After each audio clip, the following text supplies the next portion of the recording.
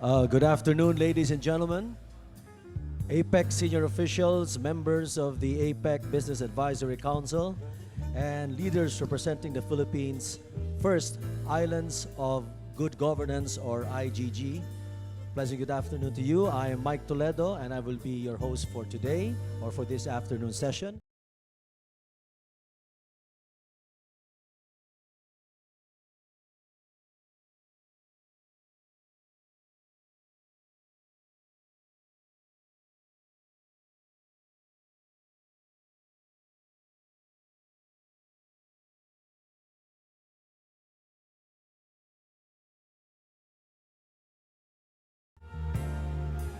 I won't talk much about this because this will be properly presented in a while. So without further ado, let us start off by calling the 2015 chair of the APEC Business Advisory Council, Ms. Doris Magsaysay Ho.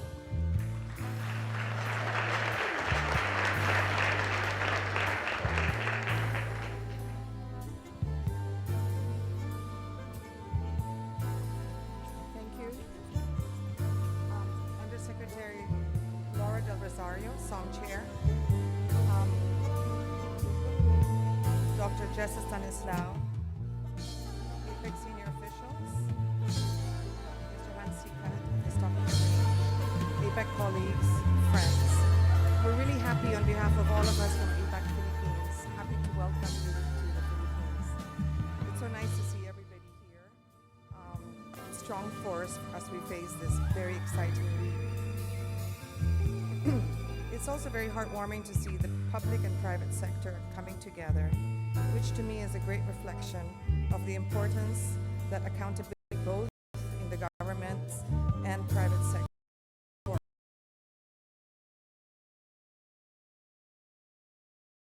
He called years economy. Speaker, Mr.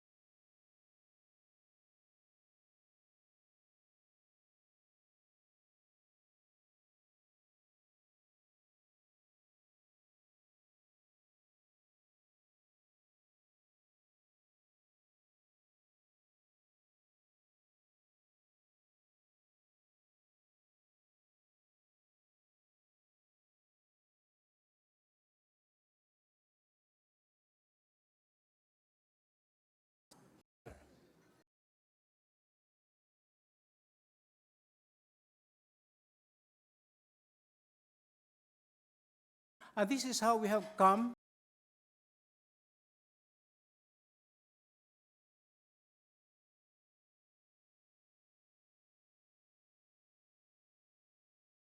practices is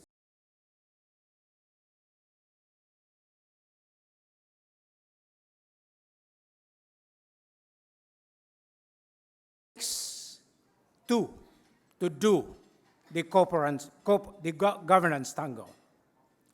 We therefore had to extend our advocacy to the public sector as well. Some people have been asking me, how long have you been in this game? I said, not quite since I was born, but maybe about 15 years ago as a result of the East Asian financial crisis.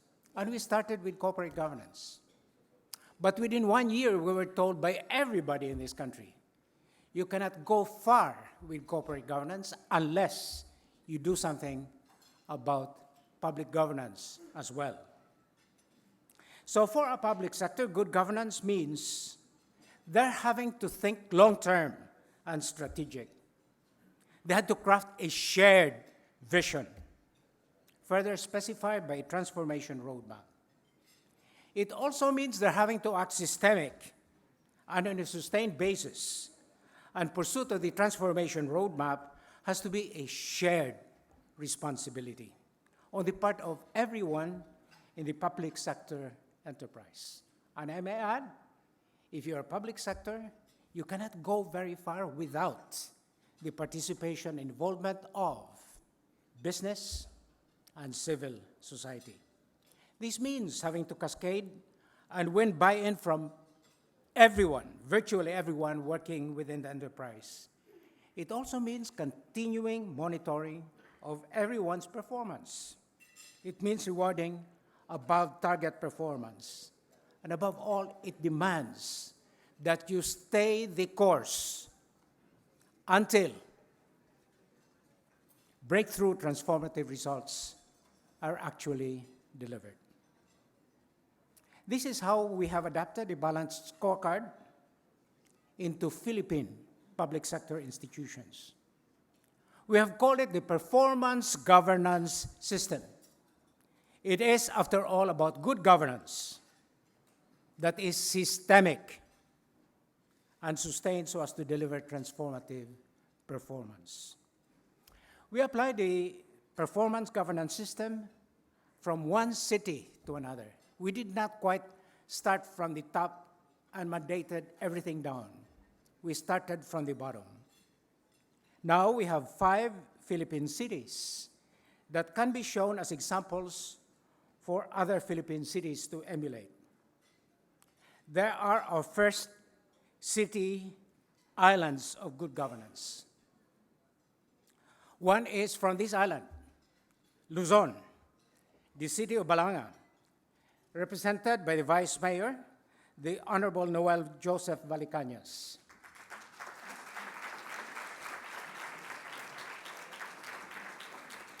Two are from the central part of our country, the Visayas. The city of Mandaue and Cebu, represented by the city administrator, Attorney James Abadia.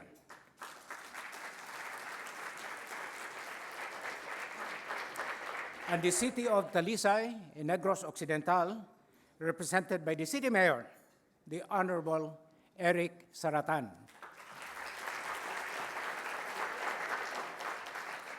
And believe you me, we have 2 cities coming from our southernmost big island of Mindanao.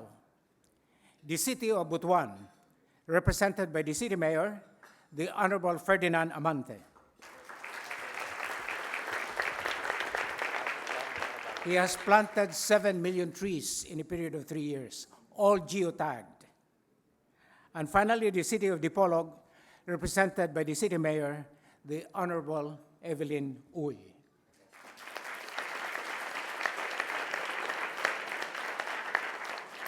They're here to be recognized. Their stories of transformation are available for our cities, other cities, to look at and possibly learn from. Thank you very much, ladies and gentlemen.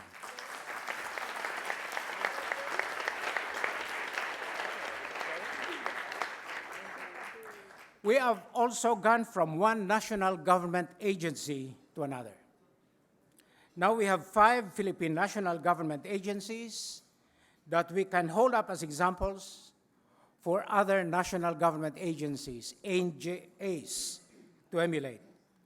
There are first NGA Islands of Good Governance. The first is our Philippine Heart Center under our Department of Health, represented by Dr. Maria Linda Buhat.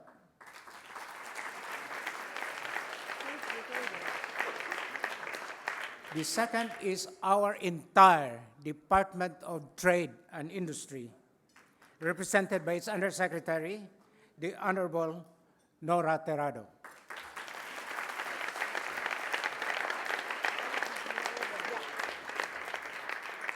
Now, the 3rd to 5th agencies are under our Department of National Defense. There are Armed Forces of the Philippines, represented by no less than the Chief of Staff, General Hernando Eriberi.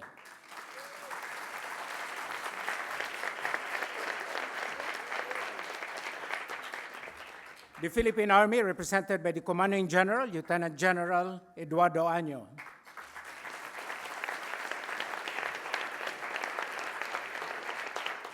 And the Philippine Navy, represented by the Chief of Naval Staff, Rear Admiral Bayani Gairlan.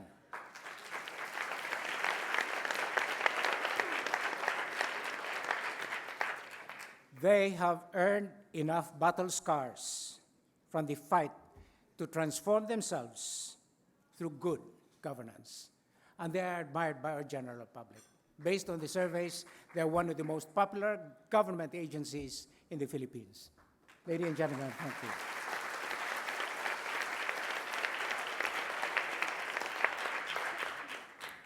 We have also worked hard to transform our state-owned enterprise sector. We call those belonging to the sector as government-owned and controlled corporations, or GOCCs. The first national law passed under the current administration was the Governance Act of 2011 for our state-owned enterprises, or GOCCs. We are proud to present the first mature fruit of that law, the first GOCC Island of Good Governance. This is our National Electrification Administration, represented by the administrator, the Honorable Edita Bueno.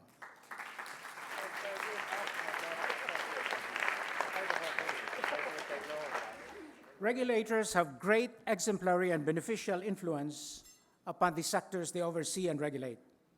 It is for this reason that we are especially proud to present the first island of good governance from our regulatory sector.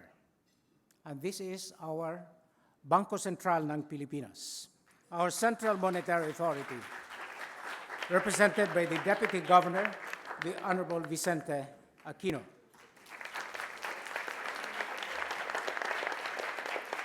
Our central bank has embedded good governance practices into its system. Thank you very much.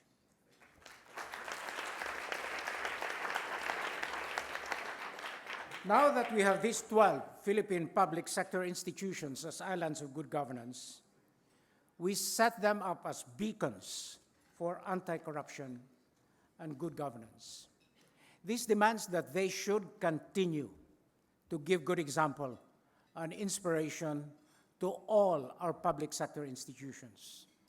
They need to be recertified every 3 years for their observance of the Code of Ethics and Integrity, their practice of solidarity and promotion of entrepreneurship in social enterprises for inclusive growth, and their governance outreach proving that social responsibility has been embedded in their transformation program.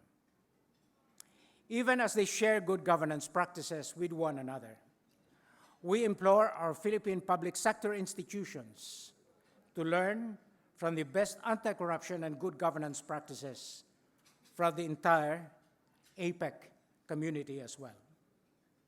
In doing so, we will one day be able to realize our shared dream. The next time APEC shall meet here in these islands, hopefully 18, 20 years from now, our country, the Philippines, will no longer be just mere islands of good governance. We shall have become an archipelago of good governance. Thank you for your patience and attention. Have a good afternoon.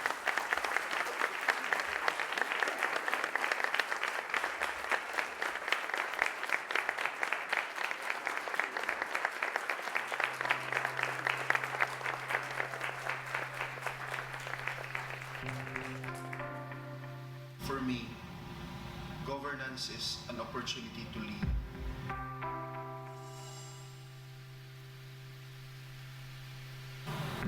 Strong political will, having the heart to understand also the current situation of your constituents.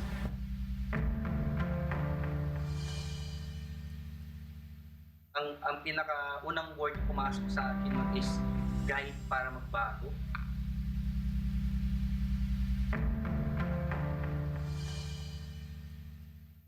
You cannot do it alone. You have to have a team. You have to involve a lot of people. To me, well, there has to be involvement from top to bottom, to the last member. When you see the result, I'm sure the people would want it to continue.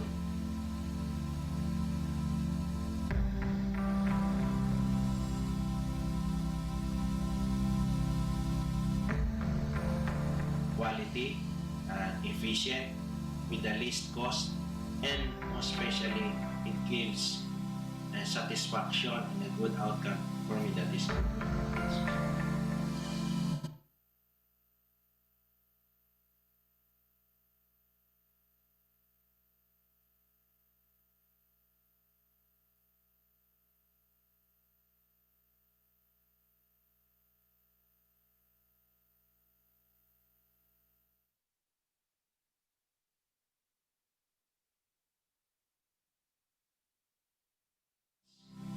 Satisfaction and a good outcome for me. That is good.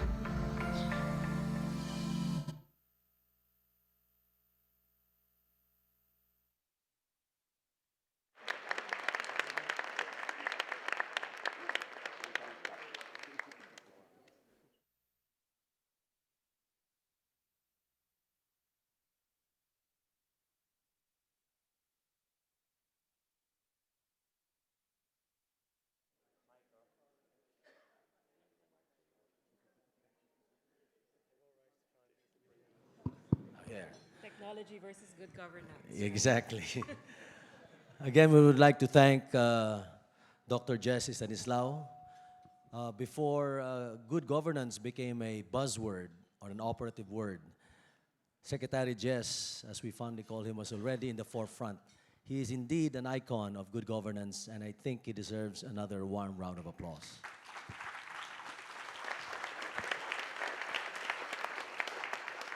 And ladies and gentlemen, to formally close this program and give his thoughts on our first Philippine models of transformation, I would like to call on the chairman of the ABEC Connectivity Working Group, Mr. Anthony Nightingale.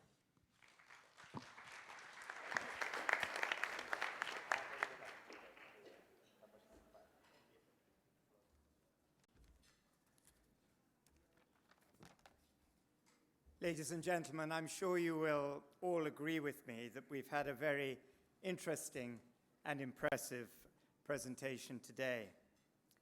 Sincere thanks to Jess Stanislao for his very valuable work on this initiative and for his excellent comments. His passion for the cause of good governance is very clear for us all to see. I'd also like to add my congratulations to all those on the table on the left there from many different government departments for their achievements that have been recognized today. Congratulations to you.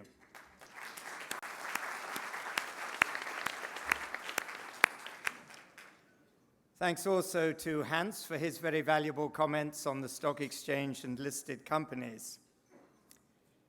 It's very good to see the achievements of the Philippines in this field, to go alongside impressive economic growth, good progress in many social development programs, and Laura in its excellent leadership of APEC this year. Maybe that's worth a round of applause.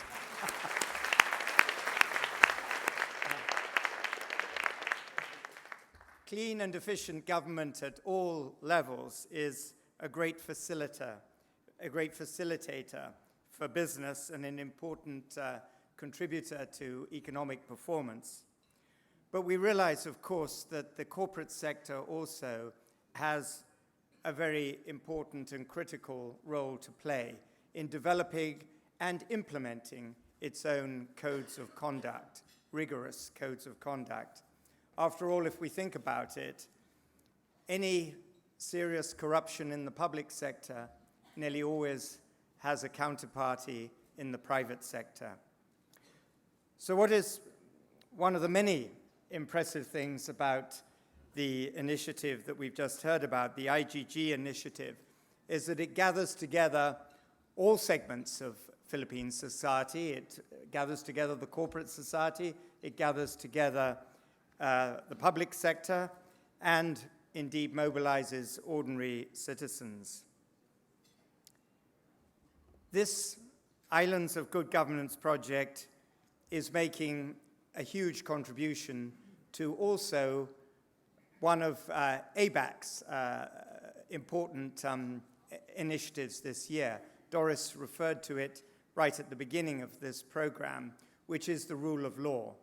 We have realized that the rule of law, transparent, open government, honest business, honest government is hugely important to economic performance throughout our region, which is why we've adopted the initiative. It's actually sponsored by Peru, so I'm sure it will still be an important activity excuse me, next year.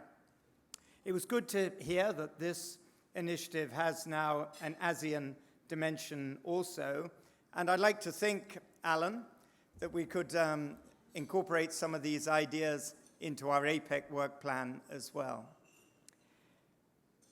Thank you again, Jess, for sharing with us this very important project, and good luck in taking it further into the future. Thank you all very much.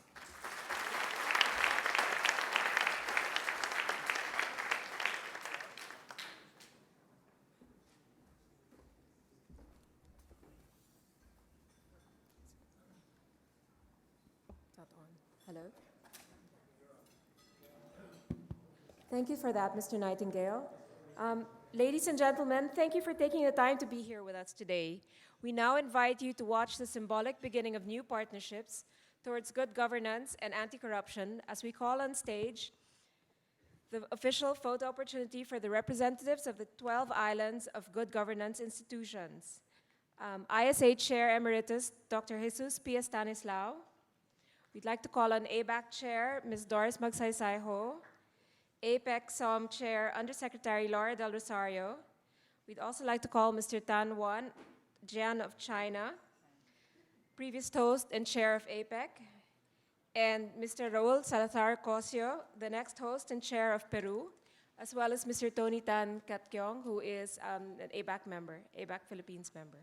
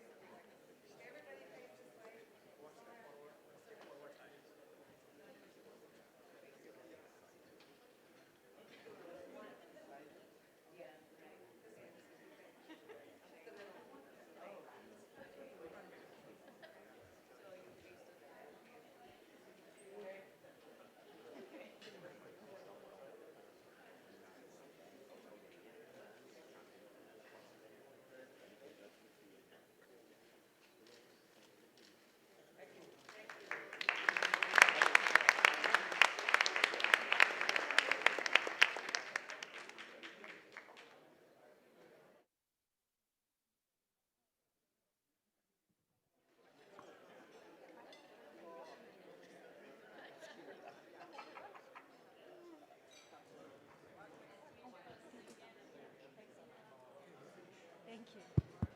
Thank you, everyone. We'd like to thank ABAC senior officials and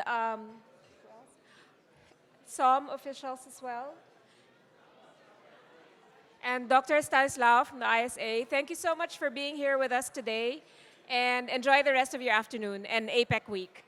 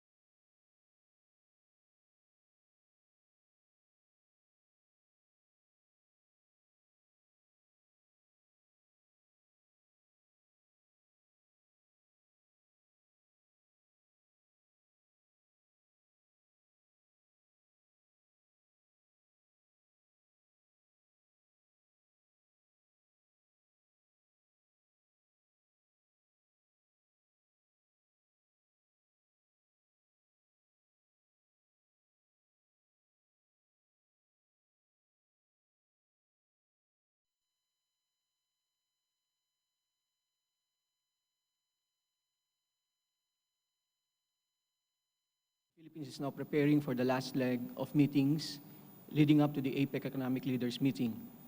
Among these meetings are the concluding senior officials meeting and the APEC Business Advisory Council meeting, both of which open today. Also among these meetings are the APEC Ministerial Meeting to be held on November 16 and 17, and the CEO Summit, which will last from November 16 to 18. Including the delegations arriving next week, a total of around 7,000 foreign delegates are expected. In line with this, and in preparation for the arrival of the economic leaders, the APEC NOC has been working with relevant embassies and agencies such as the PNP, PSG, and MMDA to fine-tune all logistical and security arrangements. As always, the safety and well-being of our guests remain among our top priorities.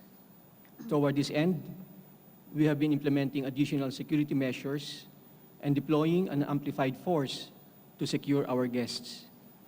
Part of this involves enforcing road closures, special APEC lanes, and no-fly zones. Again, we ask for the public's patience and understanding as we extend to our guests our warmest welcome and well-known hospitality. As a final meeting of each APEC hosting year, the AELM serves as the primary avenue for economic leaders to articulate agreements and actions that have resulted from the many working group and ministerial discussions held over the year. This will be embodied in the Leaders' Declaration to be released on November 19.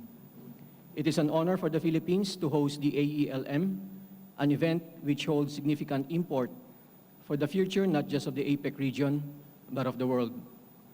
Moving forward into the next week, it is our hope that we can all work together toward a successful conclusion to our hosting year. Thank you. Thank you, ASEC Charles.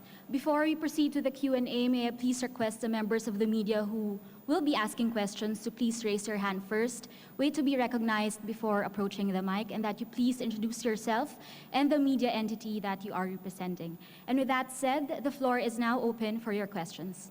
Yes, sir.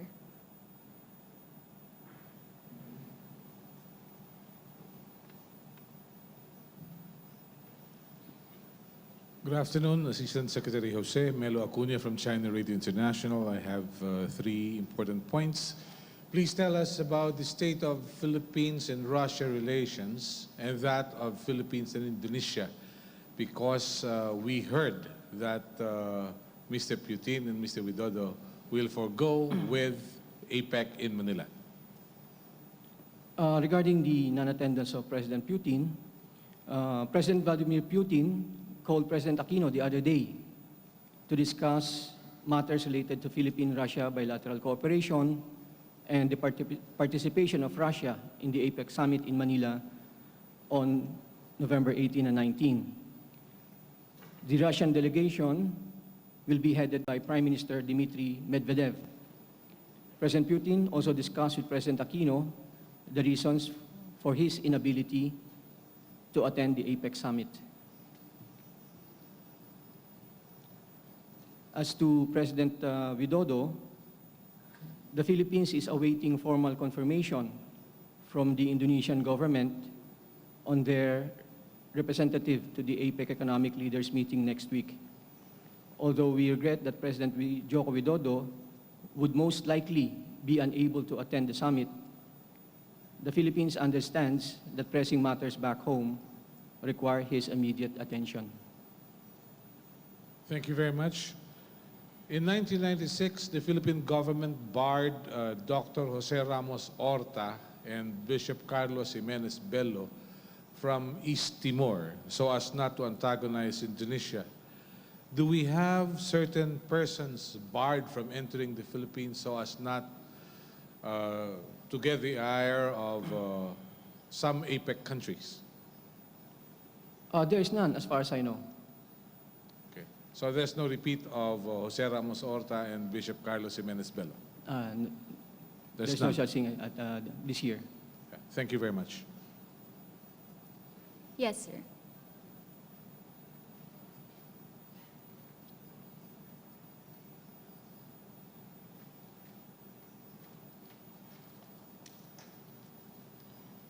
Good afternoon, sir. Raul Dancel, the Straits Times. Can you elaborate on the reasons that Mr. Putin gave Mr. Aquino for his non-attendance? Well, the two leaders talked to each other, and President Putin explained to President Aquino the reasons why he will be unable to come to Manila to attend the APEC leaders meeting. So, well, we are not privy to what the two leaders discussed, so I'm not in a position to inform the press here what the reason is. Sorry if you care to comment, but there are reports that Putin is not coming because of the ISIS threat recently, that the threat ISIS made recently to Russia. Does it have anything to do? I cannot confirm that. I have no information on the reasons given by President Putin to President Aquino. Thank you, sir. Yes, sir.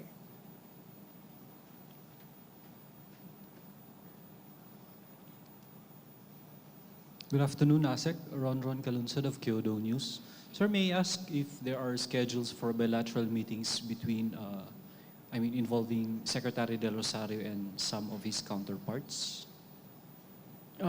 Yes, there are bilateral meetings between the Secretary Del Rosario and his counterparts.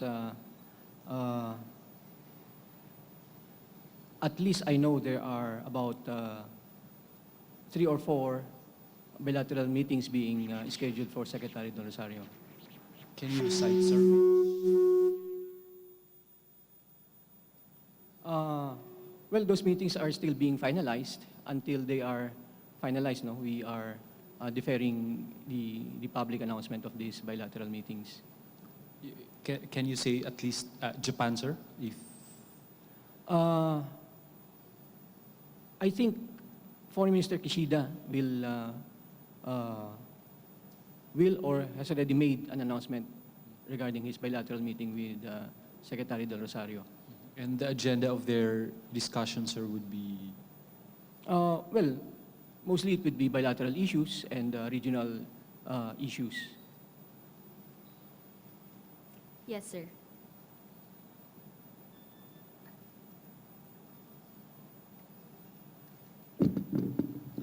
Hi, sir. Paterno S. Macal from Rappler. We've read reports that President Obama and the leaders of other TPP member countries are setting a meeting in Manila on November 18. How is the Philippines helping facilitate this meeting? Well, as you all know, the Philippines is not yet a member of TPP, so we are not involved in the reported meeting of TPP members. Can you confirm this, sir? Because we are not involved, no, so we don't have information whether or not this report is accurate. Sir, there's another report that President Obama will tour a maritime facility here in the Philippines on the 17th. How can you confirm this, sir? Well, as far as I know, the schedule is of all leaders is quite tight, no? I have not seen any in the leaders' schedule a activity that that can possibly held outside the meeting venues. Sir, one last follow-up question about the absence of the Russian president and the possible absence of the Indonesian president. We understand that they will send their deputies here. What are the things that an economic leader can do that their deputies, for example, their trade ministers, cannot do in the APEC summit? Like, for example, in terms of logistics, in terms of signing documents, in terms of protocol, what are the differences? Well, of course, like I said earlier, while we regret that the two leaders could possibly not be coming, of course, we would have liked that all leaders would be able to come. At the same time, we look forward to welcoming their representatives, and we are confident that the participation of the representatives in the AELM will strengthen Philippine initiatives as hosts and also contribute to economic cooperation among the member economies under the ambit of APEC. Are there limits to what they can do, the deputies? Are there limits to what they can do as compared to economic leaders? As long as they have the proper, they've been sent by the leader, I think they'll be able to participate with full powers. Okay, thank you, sir. Yes, ma'am. The lady in red? Yes, ma'am.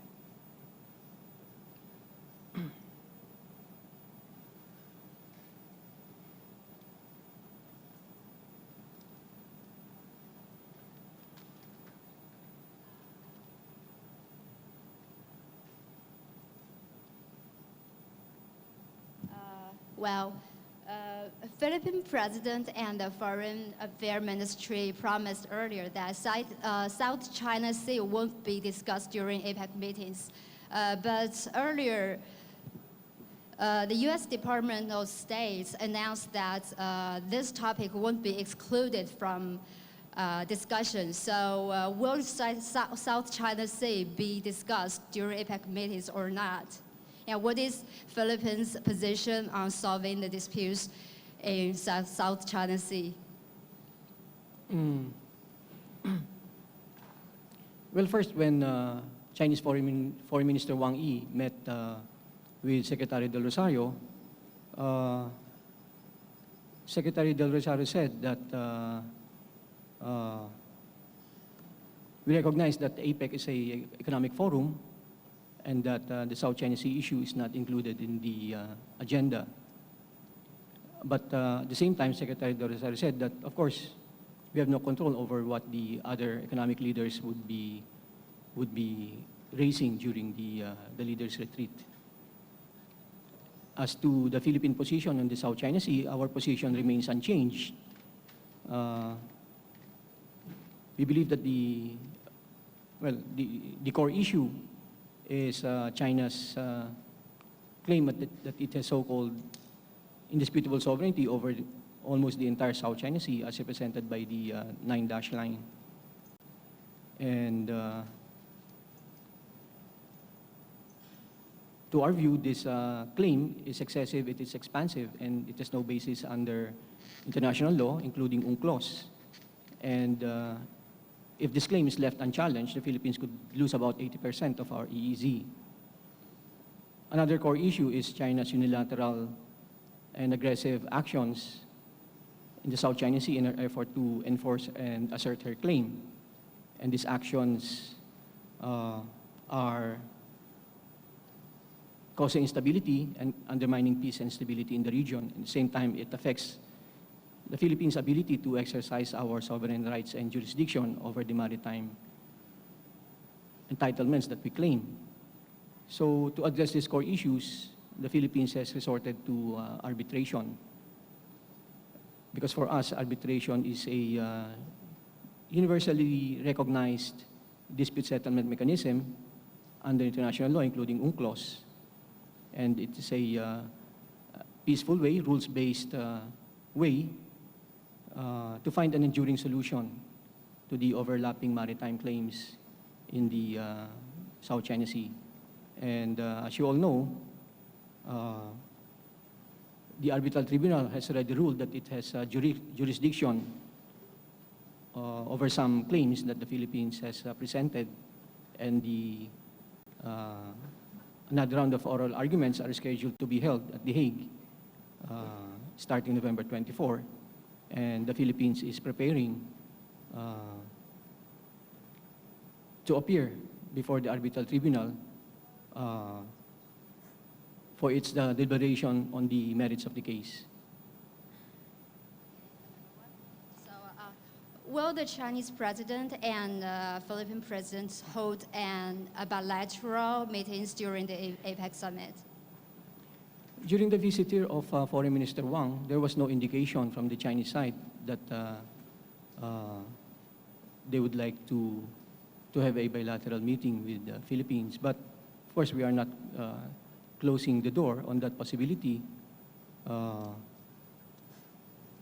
there could be an opportunity for the two leaders to have even maybe briefly, be able to talk to each other. The gentleman at the back, please.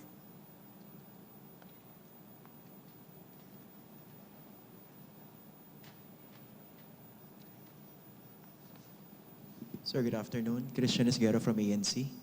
Sir, but do you consider China's behavior in the South China Sea as somehow counterproductive to APEC, at least in this part of the region? Well, of course, no. On the part of APEC, because we're promoting economic development, economic prosperity, and to be able to achieve that, we need peace and stability in the region. For the past maybe 2 decades, all the countries in the region have benefited from the peaceful environment and stable environment. So in our view, what is happening now in the South China Sea is causing instability and undermining peace and stability, which could have an impact on the economic development, and economic prosperity of the countries in the region. Sir, within APEC, how popular do you think this Philippine view on China's behavior is within APEC? Meaning, how many member economies do you think are supporting this position? Even if, of course, this is not the exact venue for this. But at least, how do they feel about this Philippine position? Well, for example, in ASEAN and the East Asia Summit, many members are also part of APEC. For example, during the last East Asia Summit in Kuala Lumpur, ministerial meeting, ministerial level, last August, I think many EAS countries have expressed concern over developments in the South China Sea, and they're concerned with the peace and stability in the region. And of course, like I said earlier, this could impact trade, investment, and the overall environment conducive for economic development and prosperity. Thank you, sir. Do we have any more questions? Yes, sir.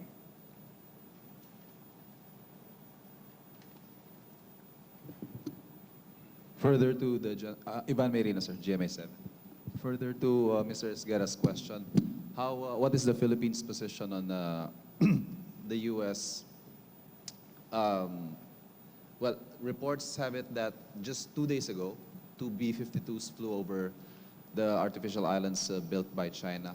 Does the Philippines maintain that this is not, well, China called this provocative. So in the context of APEC, how will this affect the talks in the meetings? Well, I cannot comment on that report because we have not independently verified that report. So at this point, we reserve comment on that. Yes, ma'am.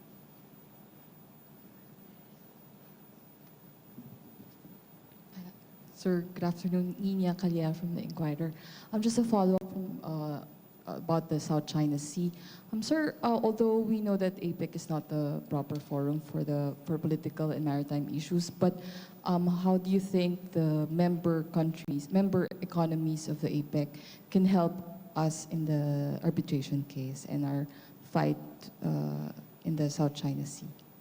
Well, the Philippines, we are greatly encouraged by the international public opinion on the approach that the Philippines is taking with regard to trying to resolve the dispute in the South China Sea. Many countries have expressed support to our approach of using peaceful means of trying to resolve the dispute, and also our approach of upholding the primacy of the rule of law. And many countries have gone to the extent of expressing support for the arbitration case that we filed before the Arbitral Tribunal of UNCLOS.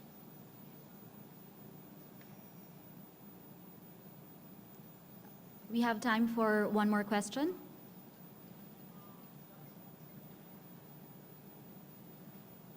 Yes, ma'am.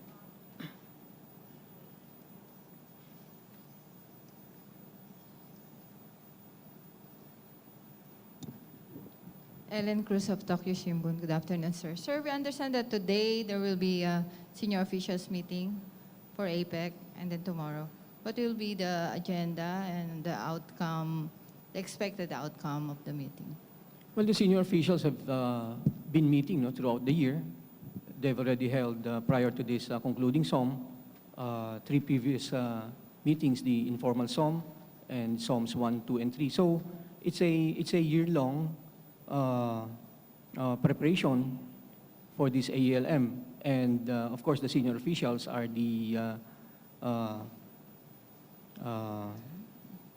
they're sort of like the standing committee of APEC. They handle the general issues of APEC. And the concluding SOM, they'll be trying to wrap up everything that they were able to accomplish during the year, all the understanding and agreements. They will try to package this and present to the ministers during the AMM. And of course, in turn, the ministers will present this to the leaders. Oh, so we would like to thank the Assistant Secretary for taking the time to speak with us this afternoon, and to everyone for your participation. This concludes our press briefing. Thank you and good day.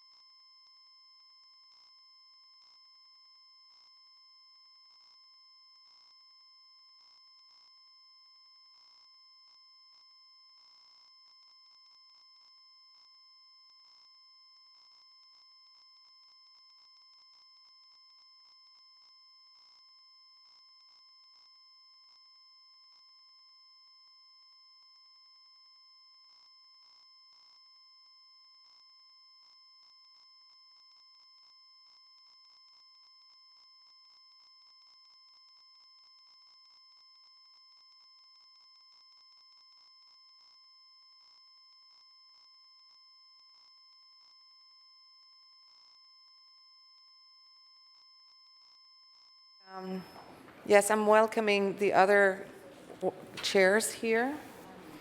Suzuki-san.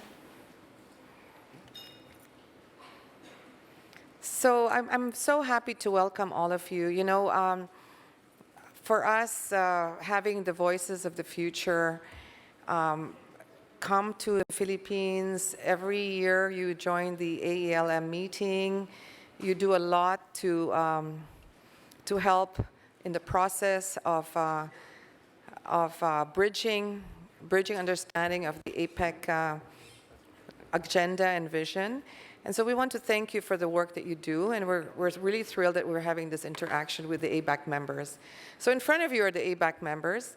Here together with me are the ABAC working group chairs.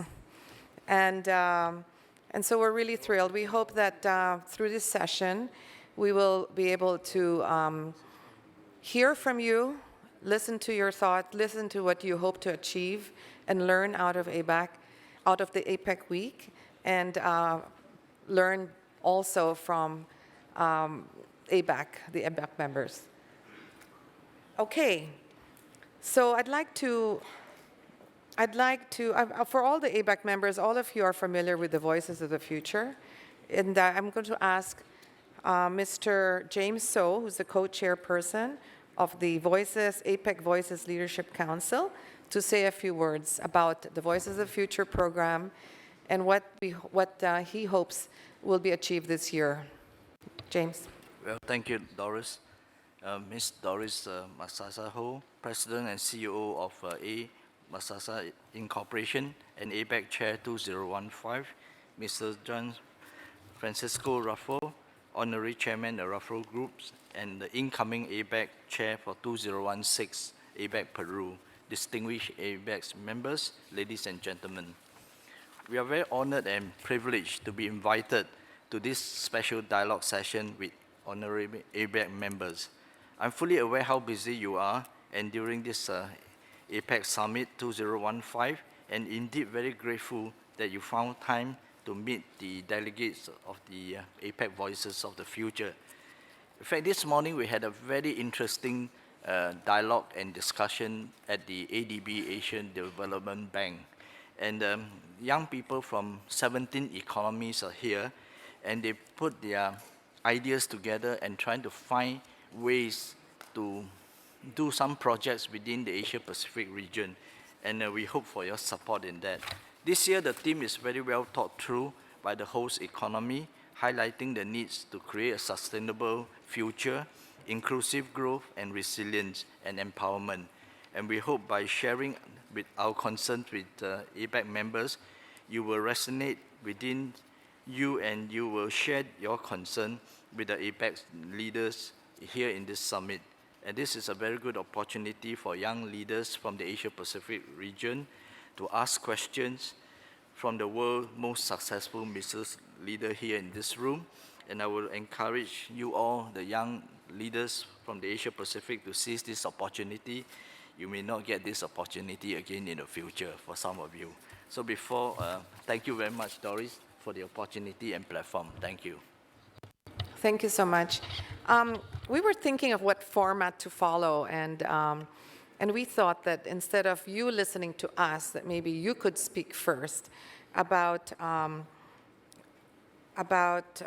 your views, what the most pressing challenges that you feel all of you as youth face in the future, and what you see as opportunities for yourselves, and maybe just frame your comments and your insights that you have had so far. You only have been here a day, but what are your expectations? And then what we'll do after that is have some of the ABAC members respond, and then we can do a Q&A. Is that good? Okay, so James, who will be the ones can you introduce the members who will speak? We have 6 delegates here. Maybe they can take turn to speak. Started with Canada. Hi, my name is Alexis Wagner, and I'm representing Canada. Good afternoon. My name is Ruth. I'm from China. Good afternoon. My name is Kathy Carvajal, and I'm representing Peru. Good afternoon. I'm Paulo Montero from the Philippines. Good afternoon. My name is Ben. I'm from Singapore. Good afternoon. My name is Nathan Thompson, and I'm representing the United States.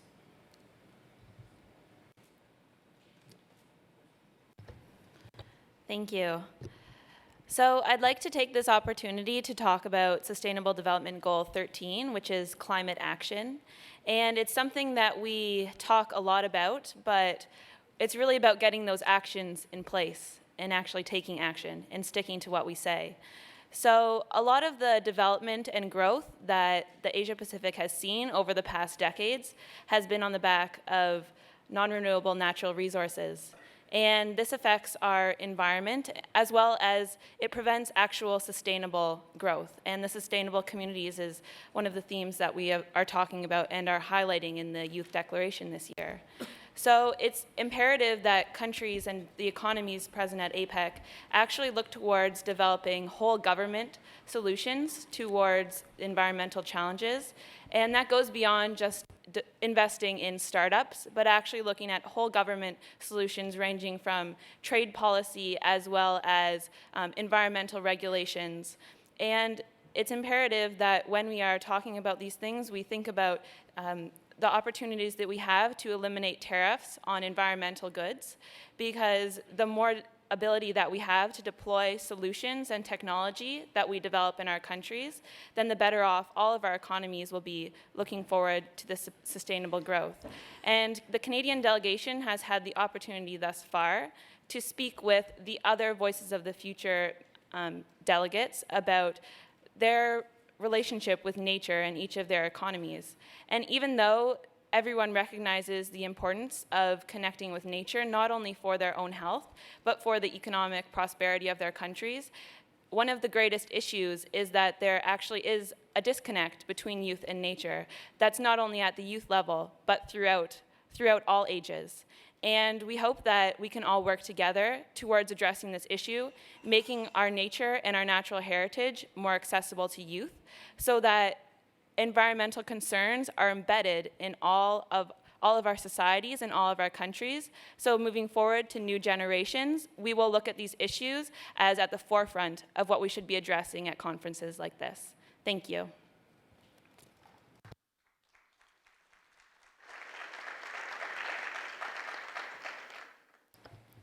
Good afternoon, distinguished APEC members and fellow delegates. I'm Ruth from China, and today we'd like to share some views with you on youth's role in China's economy, and we believe what China is facing right now is also confronting many of the economies present here today.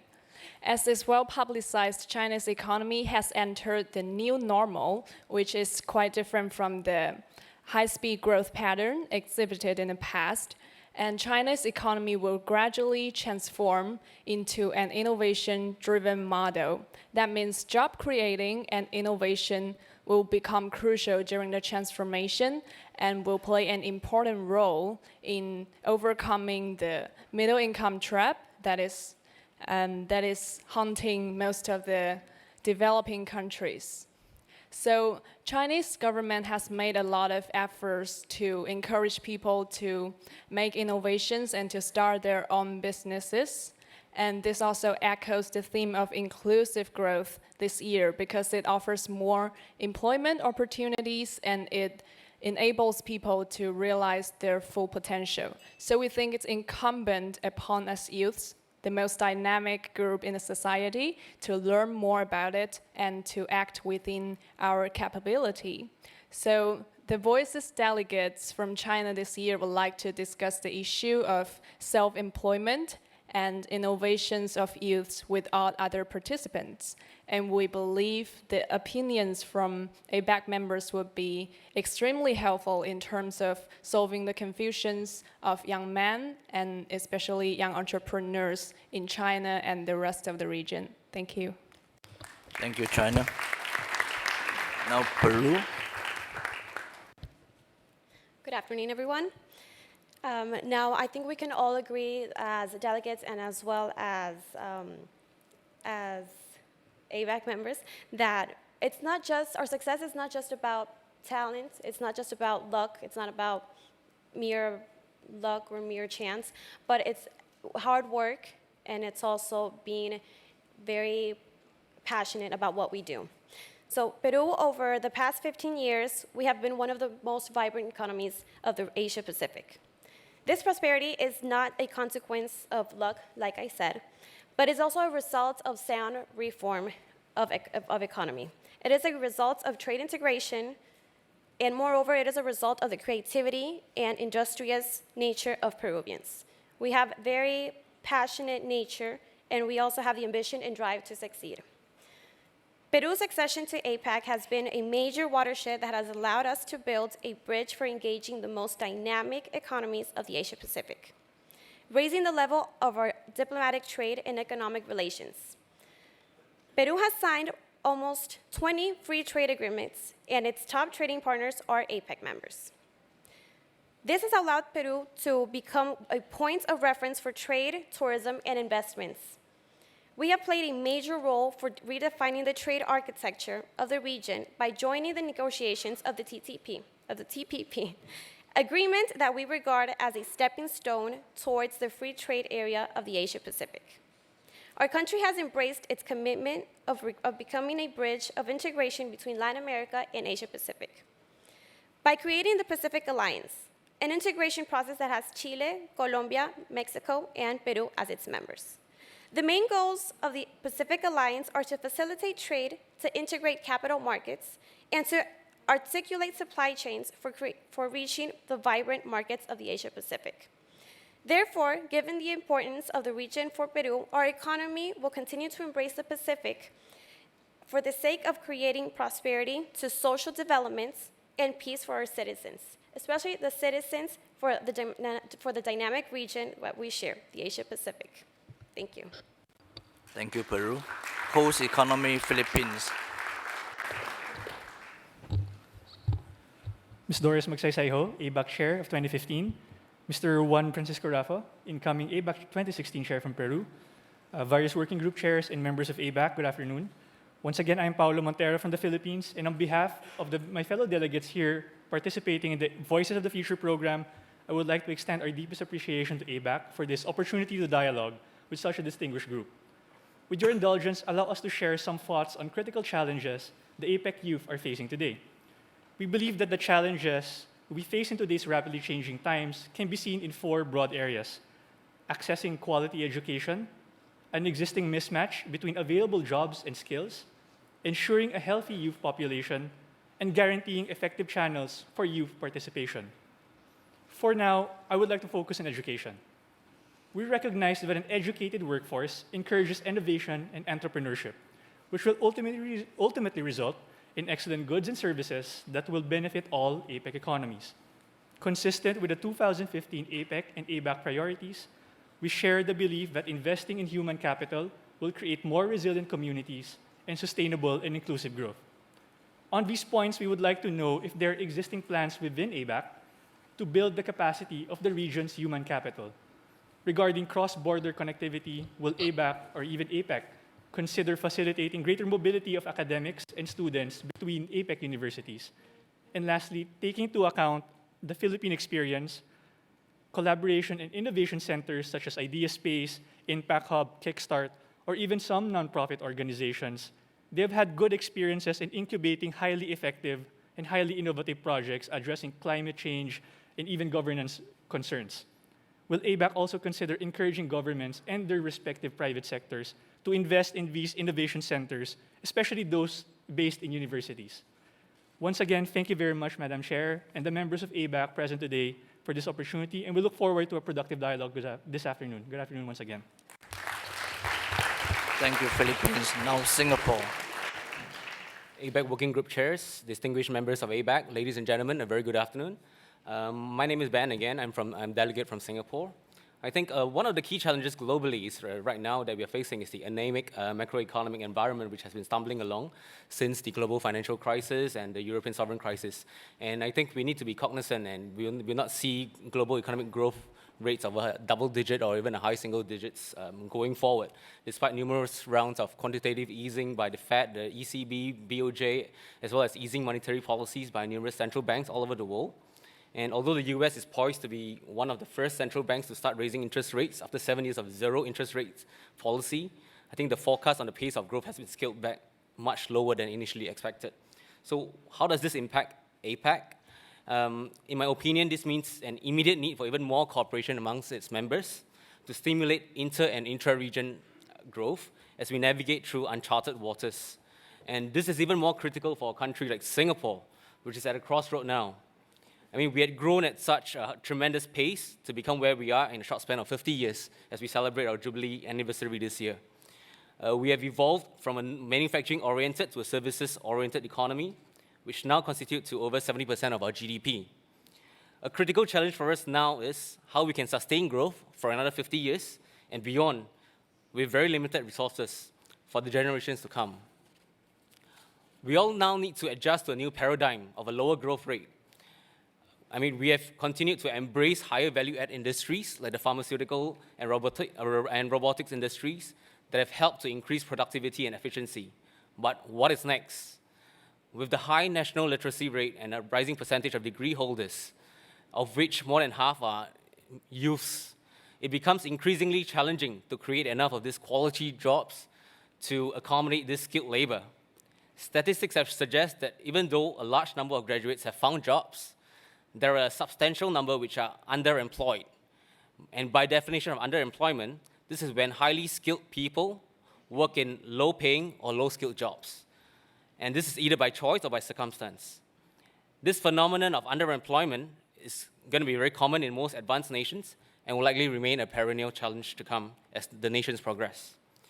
On a positive light, it's been very encouraging to note that there is an uptrend in number of young entrepreneurs of late. And according to the Global Entrepreneurship and Developmental Index, Singapore is ranked 15 out of 71 in terms of risk-taking, seizing opportunities, and starting businesses. Even more encouraging to note, anecdotally, many of them are also incorporating and championing social causes and objectives, in addition to meeting their bottom lines.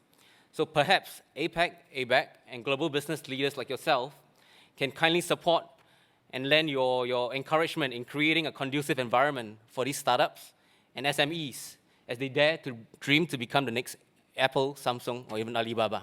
Thank you. Thank you, Singapore. Now, USA. Good afternoon. Again, my name is Nathan Thompson, and I'm a student delegate from the United States. Before I begin, I'd like to thank the ABAC members for taking time to meet with us and to listen to us. We very much appreciate your willingness to hear our voices, and I hope that our comments are helpful and informative for you all. We were asked today to discuss pressing challenges facing the APEC region, as well as opportunities brought about by today's megatrends. And so, briefly, I would like to discuss the opportunity and challenge of harnessing international trade as a means by which we can create sustainable and inclusive growth. Many agreements in today's day and age, such as the Trans-Pacific Partnership, the Association of Southeast Asian Nations, and the Regional Comprehensive Economic Partnership, are examples of how the world is becoming more connected, and the size and scope of these agreements highlights how important it is that they're created in ways that encourage sustainable and inclusive growth. Sustainable in the sense that they allow for the stewardship of natural resources, stable employment, and good governance, but also inclusive so that regulations are not so prohibitive as to make business development impossible. So one area in particular that I would like to discuss is the area of small and medium-sized enterprises, or SMEs. SMEs are large drivers of youth employment, and they are the backbone of many economies. Thus, ensuring that SMEs are benefited by international trade is critical for the building of sustainable and inclusive growth, especially for youth. So, how can ABAC and the APEC region address this reality? By continuing to be an advocate for SMEs on an international scale, by providing resources to connect SMEs across international lines, and by working to ensure that expanding markets opened by international trade agreements are made accessible to SMEs in the APEC region. I believe that this attention given to SMEs will allow for greater youth participation in the global economy and greater strength in the APEC region. Thank you. Thank you, USA. Thank you so much. Those were really impressive. So just to quickly summarize, we heard your voices on sustainability and the call for action on climate change so that there is more of a connection between the youth and nature. Innovation as an opportunity for future growth. Regional integration as a way to leverage on the creativity and passion of youth. Investment in human capital, investment in education to be able to have future and to create innovation ecosystems to allow youth to benefit from the future digital age. Basically, with sustaining, how do you sustain growth and create the environment for the new opportunities for the future to sustain regional growth. And the last one on opportunities to harness international trade with regional agreements and how to help SMEs be more engaged in trade. So I'd like to get responses from chairs and working group chairs. Who would like to start? So this is Anthony Nightingale. Well, first, thank you all very much. Some very interesting insights there, and I think you picked most of the main topics that I would say of major concern. You missed out one, which I'll come to. I'll leave you for a moment to wonder what that is. But first of all, yes, I think in a lower growth world, a world that needs to focus on sustainable and inclusive growth, these are all very, very important problems. I would say a key thing that we have continued to focus on as ABAC is the free trade and investment agenda. And inside that, we've had a specific focus in recent years on trying to elevate the importance of services in discussion between governments. And a number of the issues that you talked about, again, are very relevant to services. Why are services so important? There's some 2/3 of economic activity across APEC. Also, if you think about it, uncompetitive services leads to uncompetitive manufacturing, uncompetitive agriculture, uncompetitive mining. So it means your whole economy is not performing in the way it should. So that we very much had that at the height of one key point of our agenda. Also on the connectivity side, infrastructure. The infrastructure deficit in our region is well known. We've put forward various ideas how to manage infrastructure projects better, how to finance infrastructure projects. We've also focused a lot on people-to-people connectivity, which is something that one or two of you raised, both as regards labor at a kind of less skilled level, and also the corporate worker, making it easier to take qualifications from one market to another, easier to move from one economy to another where the opportunities are. I'd leave Rohanna to talk to you about everything we do for MSMEs, but believe me, it's very, very considerable. Now, the one other point that I would just raise that actually we're only at the beginning of trying to tackle, but I think it's of absolutely critical importance, which is the disruption caused by the digital and internet economy and how best societies and governments should react to optimizing that situation, because it's with us, it's growing every year. Those of you from China will be very familiar with what's just happened with, on Singles Day, the huge sales of through Alibaba and other internet sites. So I think that's a very quick summary of where I see it, and thank you again for your interest and your participation in these subjects.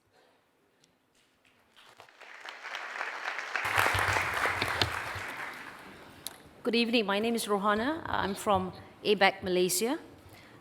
This is an impressive group. I'm looking around and suddenly realize how old I am, looking at all of you. It's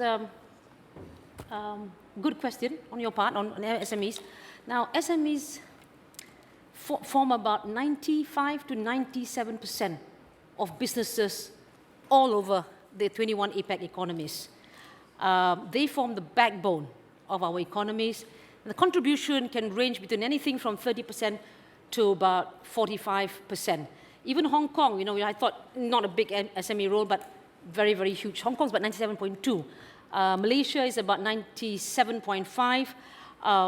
And this is important, not only APEC, but APEC is aware of it. SME has been a key pillar in all the working group studies in APEC for as long as you can remember. And the role of MSE, if I can do this very quickly so that I don't want to take too much time, there are 4 key areas for how APEC and APEC working together to make sure that they can move from strength to strength. They get stuck at, for example, there are 4 main areas. One of the big challenges for them is financing, access to financing. How do we get financing? When you make about $3 or $5 million US, no one's going to say, a bank's not going to do it. So this is something that my friend here, Suzuki-san, is looking at, innovative financing for SME. And we've been doing this work for some time. So, I'd like you to follow me after this. Then the other one is access to global markets. How do we sell our goods abroad? If you look at Alibaba, what was it, 2 days ago? The first 8 minutes, 1 billion USD. And then the whole day was 13 billion. And, SMEs try to get onto that retail online platform, and they can do that. So what do we have to do? We have to copy what Alibaba is doing. I run a private equity fund. This is my 3rd fund. Small, boutique. But I look at SMEs. I look nothing but SMEs. And it's a small little company that they didn't have enough funds. They didn't know what to do. And they say, okay, how do we sell? We sell online. And from about 3 million, now they're selling 15 million ringgit. And I'm putting money, and what I'm going to do, get onto online, get an e-commerce platform. So that's a second access market. And the other one, of course, is cross-border e-commerce. They are not familiar, they don't know how to do this, and this is a big project that we are doing at APEC. And this is my passion, I love this, where basically you tell them, listen, you're small, you're not going to compete with the others, what do? Be innovative about it. You've got to be smart about financing, you've got to be smart about how you sell your thing. So for them, just get onto online, get a local retail online, find a way or jump onto someone. So Malaysia, we're big on SME. We've been doing this for so long. I think we're the only country in the world with a blueprint for SME growth, and it's been endorsed by the World Bank and the others. So moving forward, this is something that APEC appreciates, understands, but a lot of work's got to do. Now, what we have to do is talk to our APEC leaders. Listen, we can't afford to have crazy tariffs. We can't afford to have customs that's going to cost you a lot of money, and you can't do that. So we've got to make it easy. So this is the role of APEC, business leaders, making sure that we understand the problems that SME faces, and then we sit with our leaders, we sit with all the senior officials, various ministries, finance, trade, and foreign ministry, and talk to them. And I think, without saying this, under the chair of Doris Maksasai-Ho this year, we've done a great job. I don't know how many of you are going to be around, but tomorrow we're going to have a presentation by USC Business School, USC Marshall Business School, and they have done an incredible study, 500 interviews, 250 questionnaires right across. All 21 economies are represented, and basically you turn on to, let's say, for the sake of argument, Papua New Guinea. Oh my God, they haven't got internet, Wi-Fi. How do we do this? So they've got all those things that they have to do. Philippines has issues with customs. Malaysia has issues with logistics. And they've done this great work. And any of you interested in this, we can send you USBs or whatever you want on this. So APEC understands this subject matter. We know that this is so important for small, medium-sized companies to move forward. Microsoft is great, Alibaba is great, but they don't make up the 97% of the companies. Thank you very much.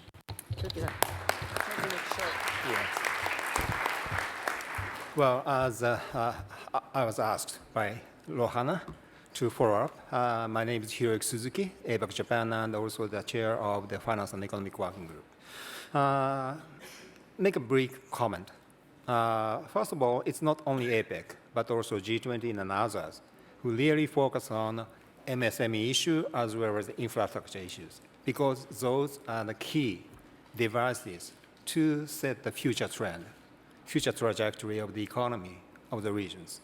So how to not make a good approach to that?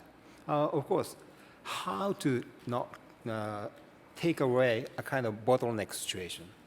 for the development of infrastructure as well as MSME.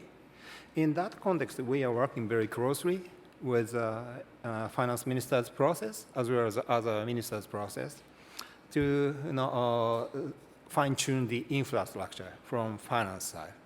But more important thing is we need to understand what will the kind of expected change for the future.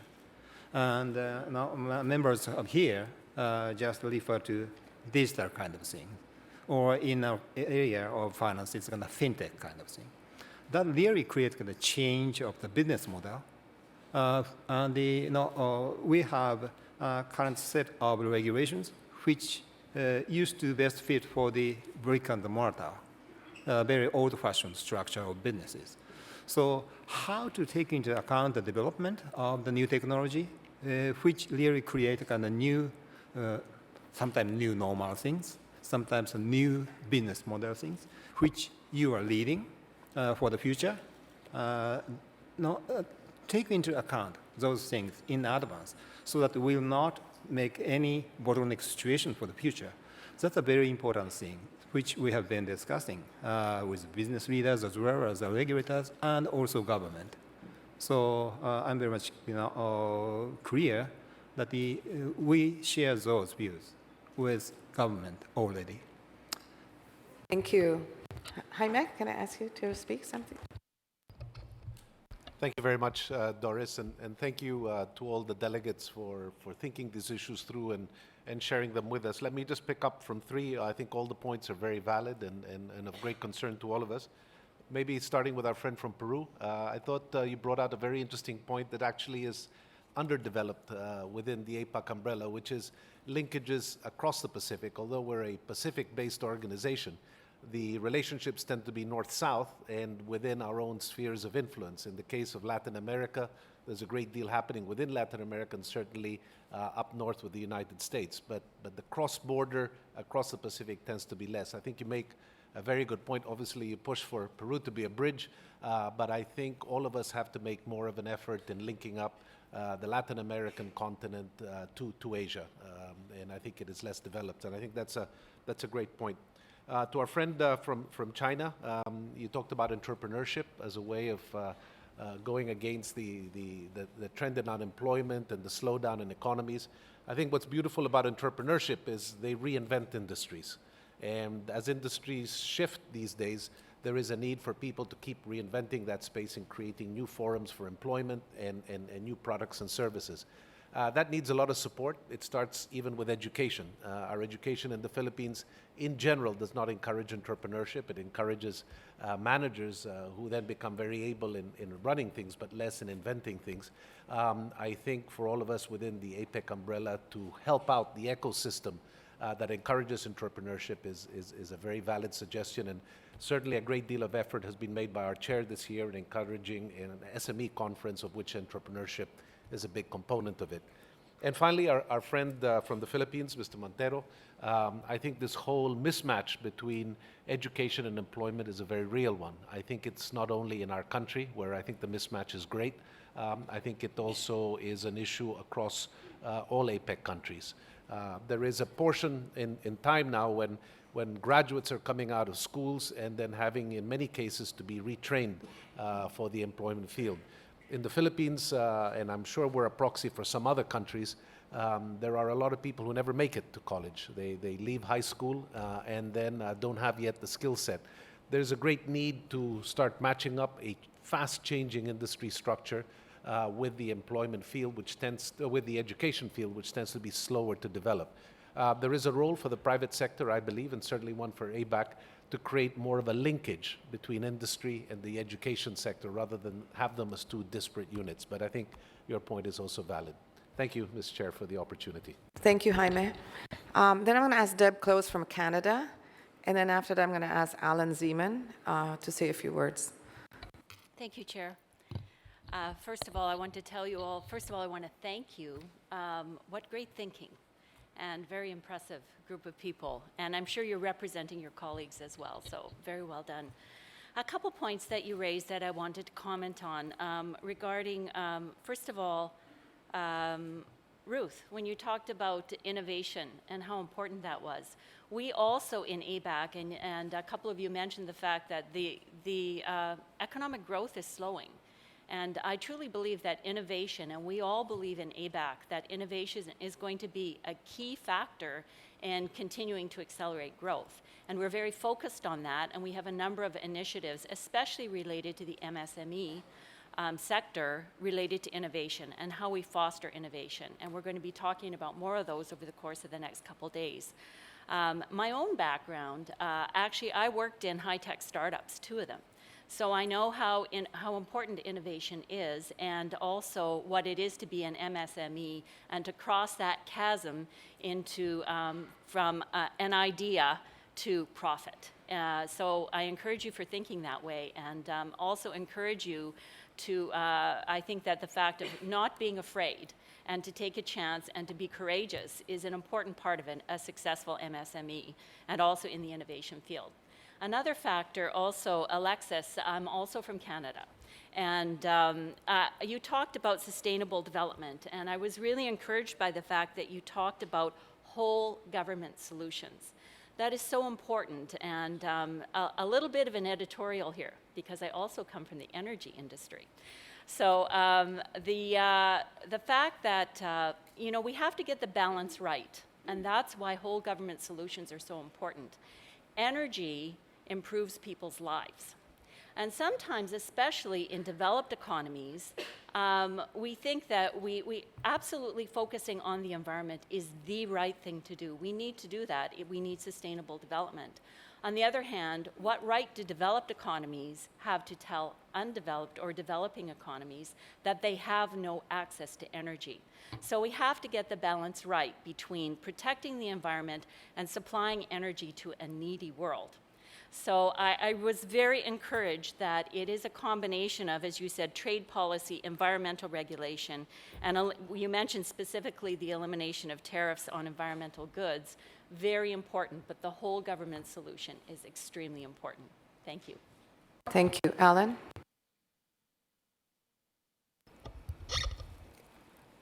It gives me great pleasure to listen to all of you, actually, because you guys are the future. Us sitting on this side, I look at us, I look at you, and everything that you've talked about from every single country actually is what the future of the world is all about. We're living, number one, you started with the environment, which is key to health, to countries' productivity, future. In the old days when most of us grew up, environment wasn't such a big thing. Everybody just worried about having a job and bringing money home for the family. But in today's world, where economies are moving so quickly, and because of connectivity between different people, the environment has become very, very important. And so that's something I believe that everyone needs to be concentrating on at the moment. We hear a lot from China about, in Beijing, about the smog and other things that affect the countries, affect the health of people. That's really something that's really, really important. I believe ABAC and APEC are really getting the message. In most countries now, you can see Mr. Obama is on this very, very much in the United States. And I think it's something that's really important. As far as China's concerned, self-employment is something that Li Keqiang the premier just came out and said, this is the future of China, getting young people employed. We're all living in a world of IT, creativity, connectivity. People are working together on a basis. The world is moving quicker than I can ever remember. Governments are moving quicker than I can ever remember. And that brings me to the education part. I believe, and I've said this all along, because of the innovation today, education is falling behind. The people, the teachers, didn't grow up with it. The students today are smarter than many of the professors, unfortunately, or many of the teachers, because they didn't grow up with it. And it's something that needs to catch up. Education must lead. It's something that's really, really, really important because that is the future. And then talking about SMEs, Rohana has talked in great depth. That's something that ABAC really discusses all the time. Creativity, my whole life has been about creating new concepts, thinking out of the box, letting your mind wander, and making the impossible possible. And you can see every great creator has done that, hasn't stayed within the norm, has wandered beyond, and that has made he or she great and has helped the world to progress. And so that's something that's really important. SMEs are the backbone of any industry, of any country. And it's something that governments need to work together, breaking down trade barriers, breaking down barriers. In today's world, really, the internet has no borders, basically. I mean, barriers, whether we like it or not, are being eliminated, even if governments try to protect it. They can't. There's firewalls, there's all kinds of things getting around firewalls, all these different new technology. And so it's a new world that we're all living in and moving very quickly, and hopefully we can all sustain it in the end. So I myself, sitting here, am very enthused listening to all of you, making very good presentations, and you're an inspiration, I think, to all the ABAC members to know that all the hard work everybody's doing and putting in will be worth it, because when you guys take over in these positions, you'll have a great world ahead of you. Thank you, Alan. Maybe we have time for just 2 questions from you. Do any of you have questions you'd like to pose? Yes, okay, well let's see, I see a hand. Okay, you raised it first, and then you, right beside it. Okay, go ahead.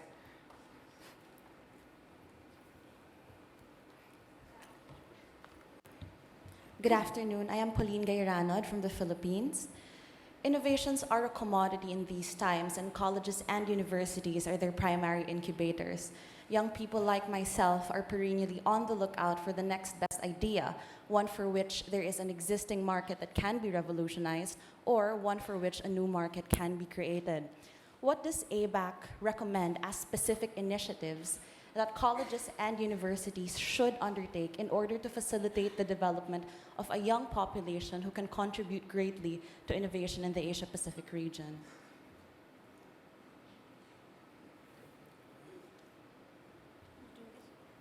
They're all looking at me. Thank you for your question. Let me give you my response from the position of being the chairman of a research institute. I think that the word collaboration is a very important word when it comes to getting the best out of innovation and what is out there at the moment. We don't see enough of that, quite frankly. We talk about institutions, the thousands of institutions around the world. Because of the funding mechanisms that institutions have, they tend to be quite competitive. They tend not to share their ideas. I think that getting governments to facilitate much more collaboration between institutions, get the ideas flowing across those borders, whether they be national borders or whether they be internal borders between different institutions here, between UP and Ateneo, for example. How do you get the innovation flow occurring? That is a very important issue in my mind. Too many people have bright ideas, but they get locked in. I often discuss with my research teams how many bright ideas are still sitting on the library shelves and not actually getting the chance to see the light of day. I think that's a real problem. The other thing that is very important in the modern age is what we know as big data. There is a huge amount of data that has come out of research over years that is not being accessed or used. And I think, once again, finding the right mechanisms to give access to big data is going to open up a whole new world of innovative ideas from work that has been done before, quite frankly. Okay? Thank you very much. Good afternoon. My name is Jonathan Kubakundimana, and I am a delegate representing the United States here. And as many have said before, thank you so much for taking time out of your afternoon to hear from us. One of the themes of the APEC 2015 summit is inclusive growth, emphasizing regional economic integration through free and open trade and investment to advance, facilitate, and sustain economic growth in the Asia-Pacific region. However, it has become clear that while regional economic integration or trade liberalization can grow a nation's economy or GDP, there is also the danger that that growth only occurs at the elite levels of society or the host nation. And thus, inclusive growth at the regional level happens at the expense of inclusive growth at the national level. Can you speak as to how you reconcile this tension between inclusive growth at the regional level and inclusive growth at the national level? Thank you. Let me take that one, if I may, Doris, because it's an issue that as a former chair of our Regional Economic Integration Working Group, we've put a lot of focus into. I think you have to see the answer to your question in the context of a world today of incredibly complex supply chains and incredibly complex value chains. Now, those supply chains and value chains simply cannot operate if you only think of them being locked in big corporate worlds. It's incredibly important that the small entrepreneurs be part of those supply chains and value chains, and in fact, largely they are, but we need to work a lot harder to increase that, to give more and more SMEs, more small entrepreneurs the opportunity to be part of those complex supply chains and those complex value chains. So I wouldn't actually buy into the thesis that it's the rich getting richer and the poor getting poorer. Quite frankly, when we look at it from a trade context, a lot of what we're doing is to open up the opportunity to facilitate and liberalize trade so that that trade opportunity is available to everybody, whether you be a very large corporate or whether you be a small SME or a small entrepreneur. The better that we can break down borders, the better that we can liberalize, the better that we can make regulation light or have more coherent regulation, the easier we make it for everybody in the value chain. And I think that that will allow wealth to accumulate at both ends of the spectrum. Thank you. Thank you, Tony. We're going to have two last comments, and that's from Monica, and then we'll have closing remarks by Juan Raffo. Thank you, Madam Chairman. I just wanted to build on the comment that Tony Noel from New Zealand just made. One of the things that I think is that we keep hearing about things like free trade agreements, things like the TPP, is that this is really a benefit to very large corporations. And you know, when it comes to what APEC is working on, financing, health, digital economy, services, every one of those things is much, much harder for small and medium enterprises to do. Big companies have teams of lawyers that can tackle all of those kinds of barriers. A small and medium enterprise is the one that has the most challenge getting past some of the barriers. And so even though as these barriers come down, it is small and medium enterprises across the board which benefit to a much greater degree even than large corporations. And I'll just say one thing, I think our friends from Caterpillar are not here in the room yet, but one of the things that I learned the other day when we did a meeting with them is that they have 30,000 small and medium enterprises that are part of their supply chain, and every single one of their distributors in the United States, and they have something to tens of thousands of distributors of their products, are all family-owned businesses, every single one of them. So I think that was it. The mixture, the mingling of corporate and small and medium enterprises is really much more rich than I think is given credit. Okay, before Juan Rafa closes, I just wanted to say New Zealand, that Tony Noel is from, to me is always my greatest example. I love to tell this story. They have 3.5 million people, and they have 33 million sheep. So they obviously can't eat all that lamb chops, and they can't eat all that butter.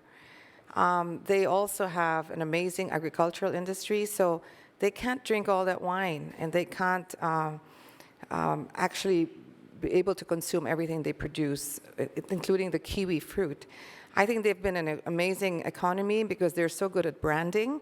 You all know that you never buy butter and not know it's New Zealand, right? So I love that story because I think that is one of the simple stories that is so impactful in us realizing that this free trade agreement actually helps those that know clearly what it is they're selling, know clearly what their unique selling proposition is out to the world.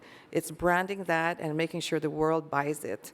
And I think that one could be a great inspiration to all of you as you face these opportunities that APEC brings to all the economies around. Okay, so I'm going to ask Juan Rafa to close. Let's say a few remarks. Yes. Hi, you all.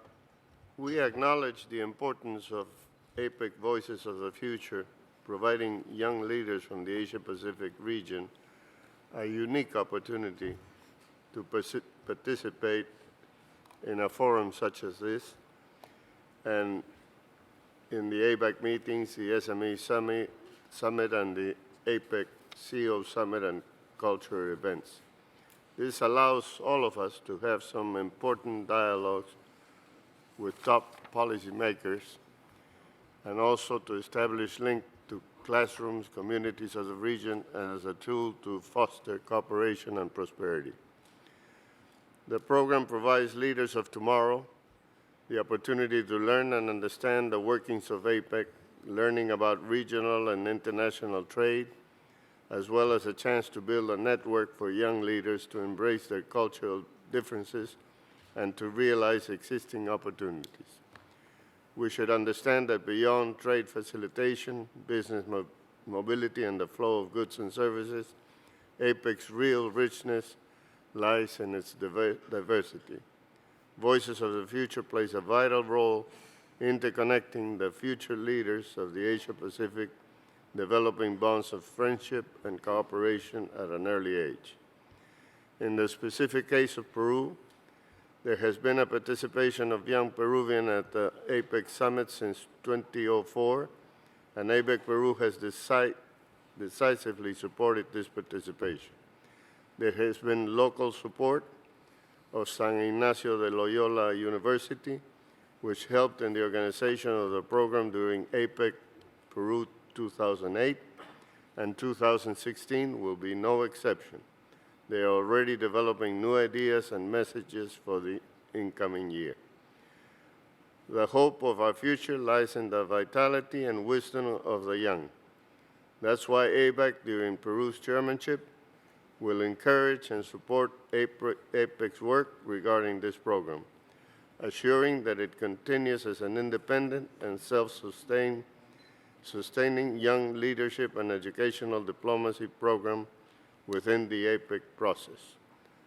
So therefore, with the authorization of our chair, Ms. Doris Ho, we declare this meeting finalized.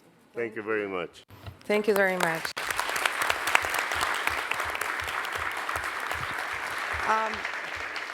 I would like to invite all of you to come to our opening reception. You can walk to it. It's down there. It's the Ayala Museum. And maybe, well, you will meet all of us and have more chance to interact with us. But I agree with everyone. Now I feel very confident the future will be a better world listening to you. So we thank you for your comments. James, you want to say just a few words? Thank you, Madam Chair. Thank you for this opportunity, and we would like to have the opportunity of presenting you a appreciation plaque, and also to Mr. Francisco. Thank you.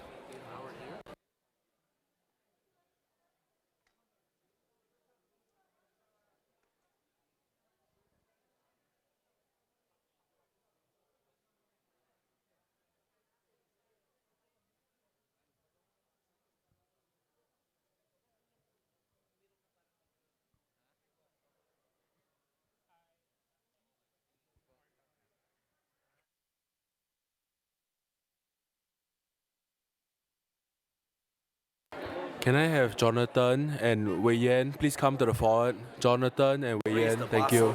Good. Everybody, we all have to leave. We have to leave the room. We have to leave the room except for staffers.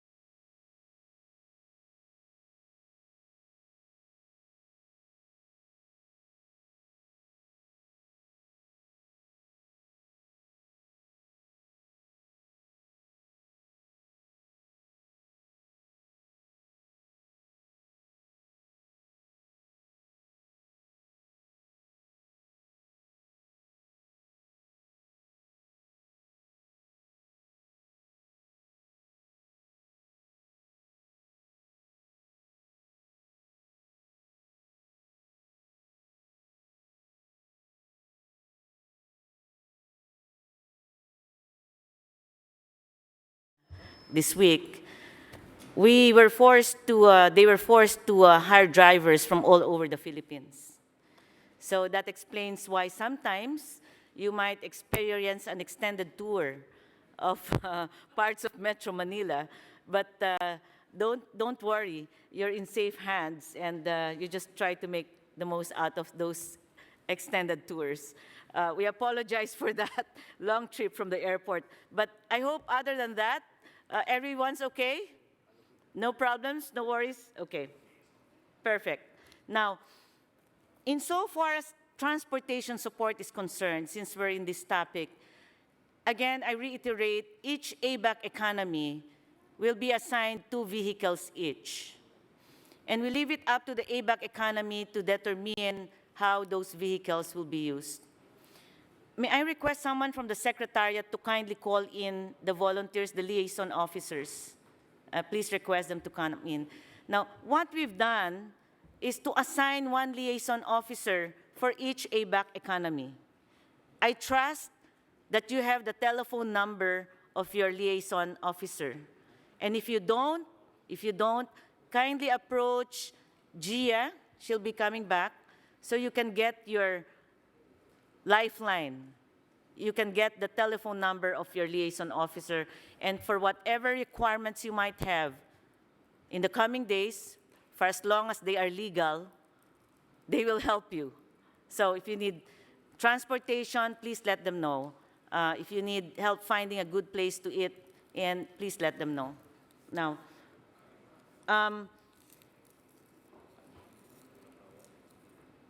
is everyone here now? Okay. Before I proceed any further, I'd wait for everyone to come in from among the staff, then we can have the brief introduction of the members of our team. As far as anything that you would be needing in the coming days, I understand that there are many economies requesting for last-minute accommodation reservation support.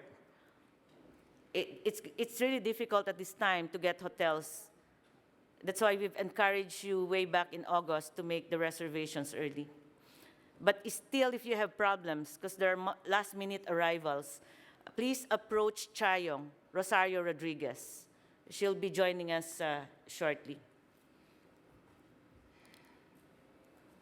Okay, maybe at this point, I can introduce some members of the team who are here. Jana, right over there. She's in charge of all the special sessions, special meetings, the one that was just concluded now and the one concluded over lunch. Jana supporting us on that. Gwen, if you need anything from the ABAC chair's office, you need to find me or Doris. You can check with Gwen and she would know where we are. Bambina is in charge of communications. We're going to have a lot of mini sessions or parts of sessions that will be covered by the media, at least for the not so sensitive part, like opening and then there'll be excuse. And there's going to be a constant search for talking heads among ABAC members in the coming days. So please make your ABAC members accessible to Bambina. Some of you were here during the dialogue with the Voices delegates, and we encourage as much as possible for this kind of interaction to happen over the next few days. So Radio TV Malacanang, the Office of the President, has asked ABAC to make its members accessible to the members of the media, and for us to be able to share the messages that we want to convey to leaders over the next few days. Of course, everyone knows Evelyn and Tony. And welcome back, Luciano. Thank you. Yes. He's back for forever? I hope so. Okay, I hope so. Now, let me walk you through some of the activities over the next few days. Brian. Where's Brian? Hi, Brian. Welcome. Brian Lynch, staffer with ABAC Peru. And of course, you know. And Rafaela Rivas, also staffer from Peru. May I request the volunteers?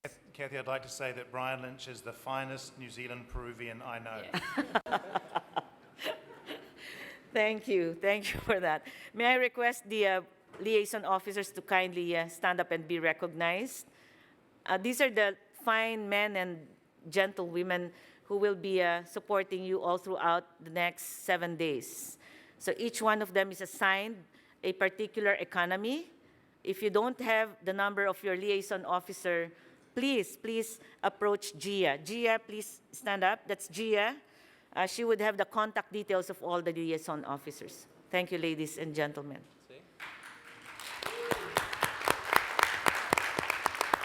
And mind you, all of them are volunteers. You wouldn't believe it, but we have a director of Ogilvy here who's volunteered her time, took a leave from her work at Ogilvy. That's incredible, right?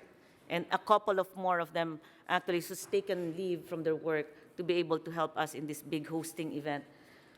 Okay, allow me to walk through very briefly on the program for the coming days.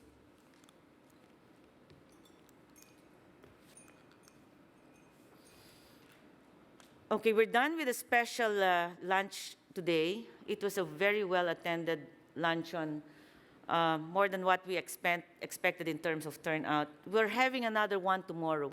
Please don't miss the one tomorrow. It's going to be a special session with the Chief Justice of the Philippines, the Chief Justice of the Supreme Court. Everyone's invited, members, staffers, and we have some special guests as well attending that session. So we're expecting something like 270 to 300 people attending the session tomorrow. There's going to be a Q&A. Pearlie's here has been wonderful helping us out with organizing that. She'll be our master of ceremonies tomorrow. For tonight, we have the welcome reception. We hope to leave this room by about 6:15. We can actually take a walk from here, going to Ayala Museum, or if you're tired, we have vans available downstairs to take us to Ayala Museum. Tomorrow, we start at 8 o'clock. We will have to start on time because we have a very tight agenda. We have the women's luncheon and then the cocktails and gala dinner. Please don't miss the gala dinner because it's really something. Doris has been putting in a lot of time and effort in organizing this big event. It's some sort of her farewell to everyone. And I tell you, she personally handled the selection of entertainers, the layout, the stage, everything. And it's her birthday tomorrow. You're not supposed to know. You're not supposed to know.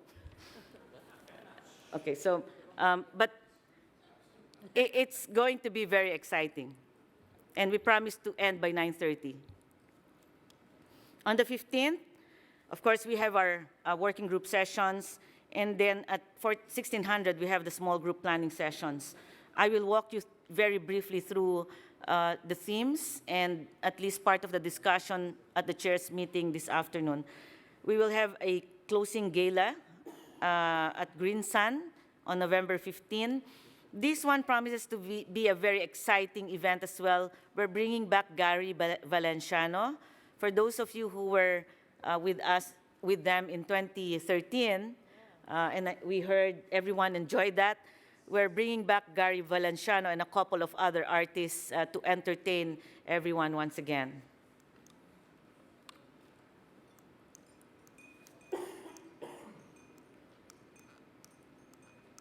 Okay, the spouses program. I understand that many spouses and accompanying persons have listed up for the spouses and accompanying persons program.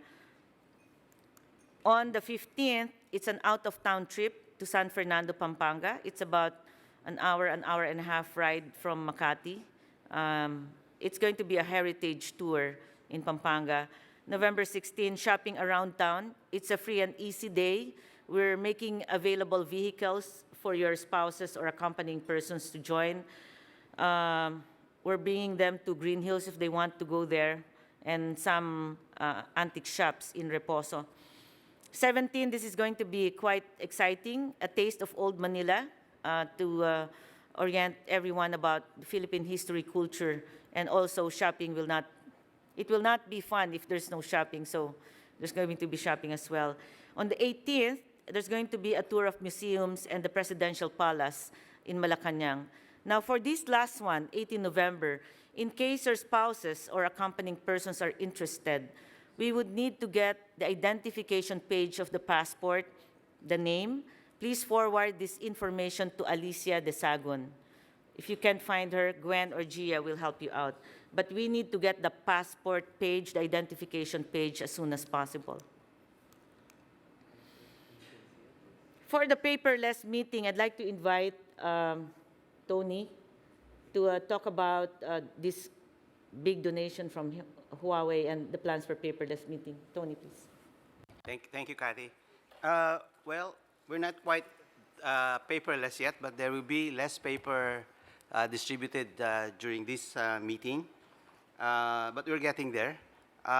Tomorrow, thanks to the generosity of Huawei, we will be distributing tablets, 4 per delegation. And right now they're being charged and then loaded with the shortcut to the ABAC website. The website is not yet optimized for mobile use, but we will be starting the redevelopment of the website to make it more responsive to mobile devices, also allow some editing to be done, also make the database easy to access and to manipulate. We expect that that will be completed hopefully by ABAC 1, and we will not be proposing a new outlay. We are able to cover the cost of that redevelopment, which will be around $10,000, $11,000, $12,000. There have been suggestions to acquire third-party software for board meetings, but we found that aside from being expensive, there are many features which we really do not require. Based on our canvas, the price range from about 15,000 annual license, and then maintenance plus storage in their cloud server, to about 65,000 for a one-time installment and then maintenance. So for the meantime, we will work on redeveloping the website and then try to add more applications as we go along to enable users to have a more user-friendly interface, and also to be able to edit documents as they are developed. But for the meeting in Manila, as we agreed in before Melbourne, we will be printing and distributing 5 copies per delegation for the opening and closing plenaries. And for the working group meetings, a maximum of 3 copies per economy. And for all other meetings, including the advisory group, a maximum of 2 copies per economy. And we will await instructions and guidelines from our chair next year on how we progress in terms of lessening the number of papers distributed in the meetings. Thank you. Thank you, Tony. As was done in Melbourne, will this be claimed by the economists from the Secretariat room? Yes, yes. We'll try to get it before the, well, they're working on it now, before the closing of our Claim it 30 minutes before the start of its session. No. This is the documents. Are you talking about the tablets or the documents? Documents 30 minutes before the start of each session. Okay, 30 minutes before the start of each session, you're kindly requested to get the documents from the Secretariat room. Shabing? Thanks, Kathy. I just want also to take this opportunity to introduce to the group of our new staffer from Huawei, Ms. Sherry Xie. Good afternoon, everyone. Thank you. My name is Shelley. I'm the new staffer to Mr. Ken Hu, Alternative Representative of China. Really glad to meet you guys and the girls.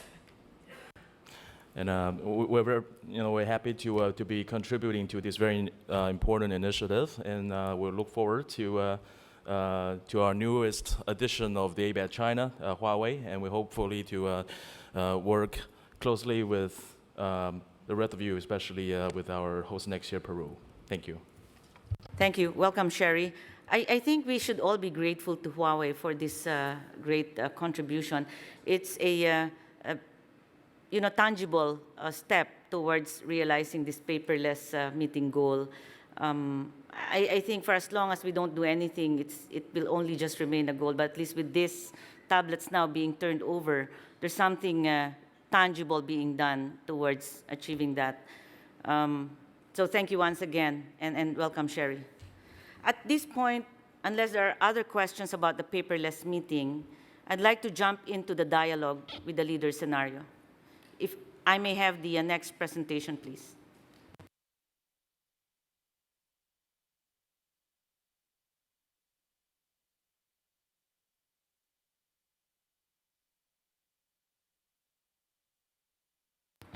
Earlier today at 3 o'clock, the chairs met, and among the things that they discussed was the scenario for the dialogue with the leaders.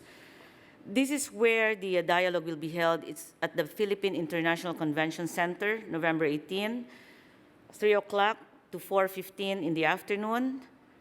From here, this is about, well, with escort, about 20 minutes away, 15 to 20 minutes away. And ABAC members will be brought there through a convoy and duly escorted. I'll talk more about the assembly in a bit.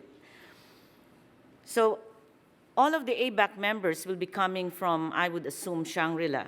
And if some of the members will not be attending the last session of the CEO Summit, I would still ask you, please, to be at Shangri-La, the main plenary hall, at around 12 o'clock in the afternoon. And then, by 12:30 or so, 12:20, 12:30, the National Organizing Council representatives will be ushering all ABAC members into Sage. It's a restaurant in Shangri-La where it's going to be the holding room of ABAC members prior to departure for the PICC.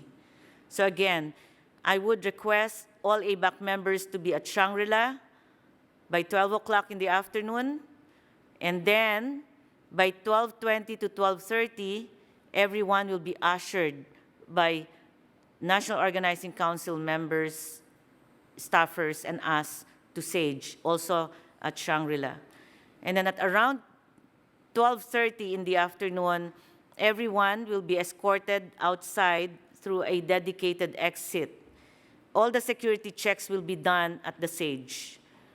So from the Sage, we will all be escorted outside through a dedicated exit and then led to the convoy, 30 cars that will bring everyone to PICC. Now you might wonder, why 30 cars when there are supposed to be 42 cars given to all ABAC members? The NOC advised us that for greater manageability, and there's a ceremony that they wanted to follow, 10 rows of 10 cars each. When you arrive at the PICC, they said we have to limit the number of cars to 30. So upon arrival, one row of 10 cars will drive through PICC, and the next 10, and the next 10. So there's a ceremony, so we need to comply. Now, how do we now ride the members into these cars?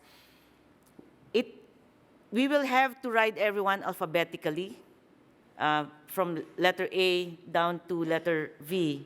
So if we're looking at 30 cars, and as of the last count, we're probably having about 57 to 58 attendees to the dialogue. So you would imagine it will be between about 2 per car riding in each car. For China, there's a request by Mr. Wang for a whispering interpreter.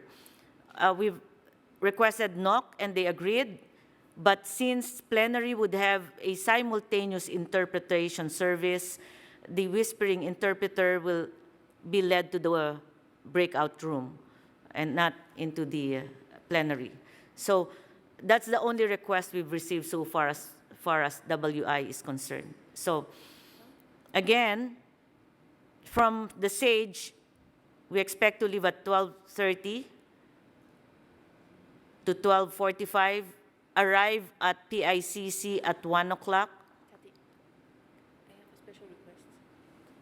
Sure.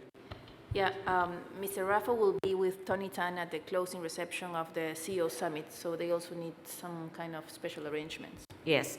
It's possible that the rest of the ABAC members will go ahead and Tony and Juan Rafa will stay behind for the turnover. We've made special arrangements to bring them to PICC. Yes, please. There is an understanding that at 11:45, our primary will be delivering a speech. That's right. Evidently, you understand that the timing is a good thing, but it is not nearly always respected. There will maybe delays.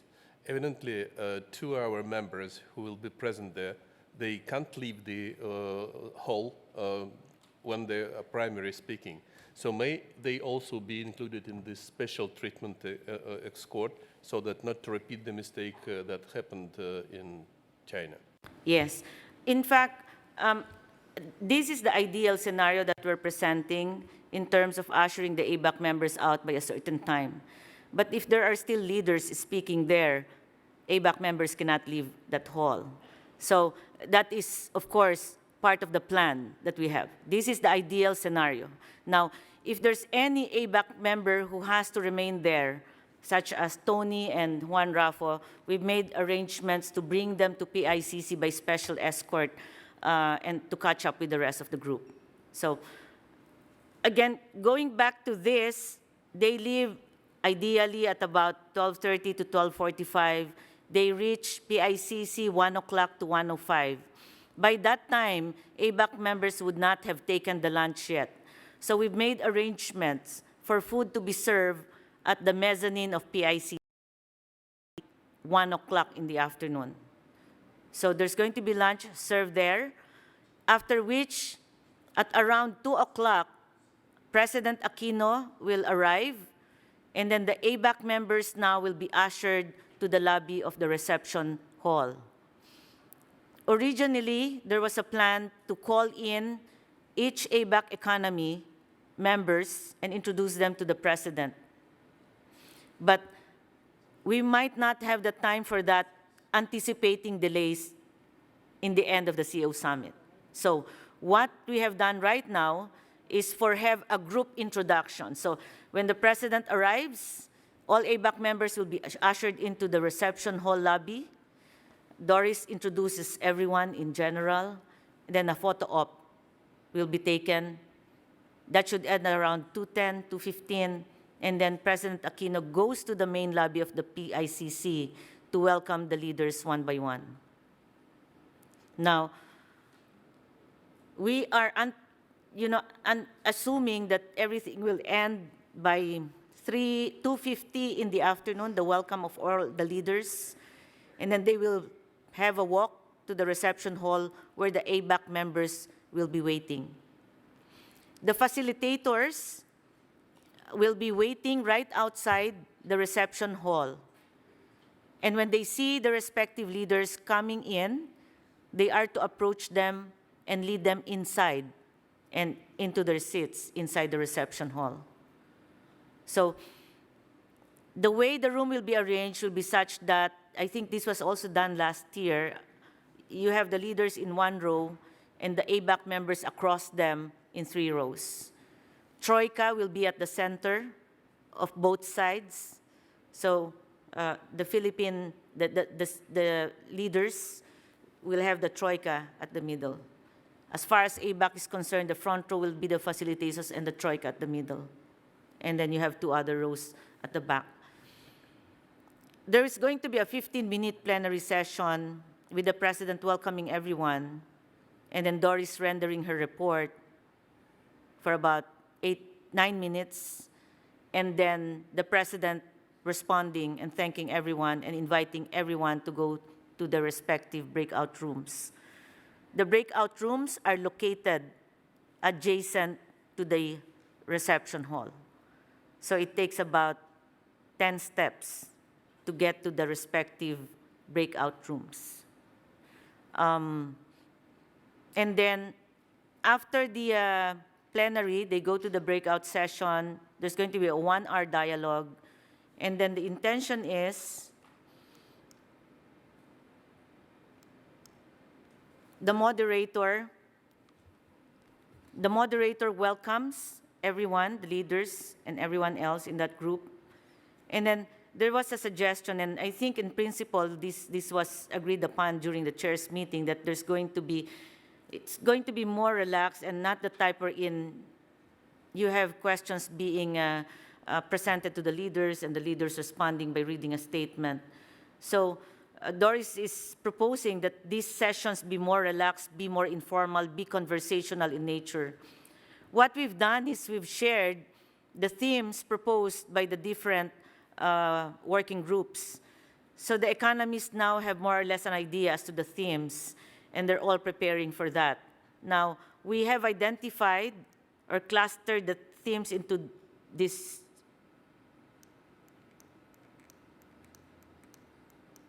themes. There are 7 now, all in all. Next steps toward FTAP, region-wide growth services, infra-finance, MISMI growth, sustainable development.